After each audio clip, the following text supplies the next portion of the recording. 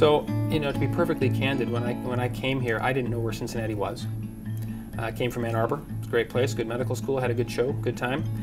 Came down here because I was looking for the best program in the country, and at the time in 1990 when I was looking around, I thought it was. And I came down here and I thought, well, I'll train in what was thought to be a great program, and then I'll probably go back home.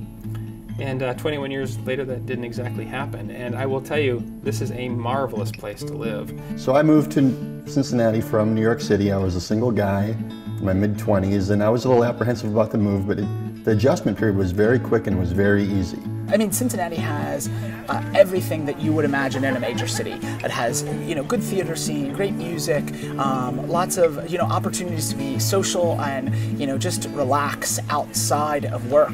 But at the same time, it's incredibly inexpensive, and that's really a nice attribute of it, is not necessarily having to pay, big city prices, but still have all the opportunities that a big city would provide to you. One of the great things about living in Cincinnati is that it's super easy to live here.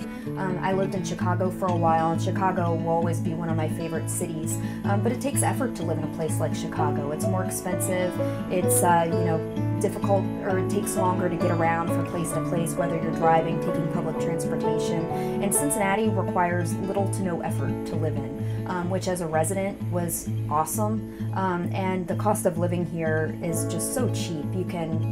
So many of my classmates bought houses, bought cars when they moved in as interns. You've got Red River Gorge, which is about an hour and a half south of us, which is a world-class climbing destination.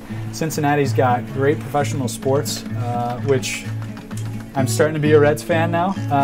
It's hard not to. Affordable on a resident salary.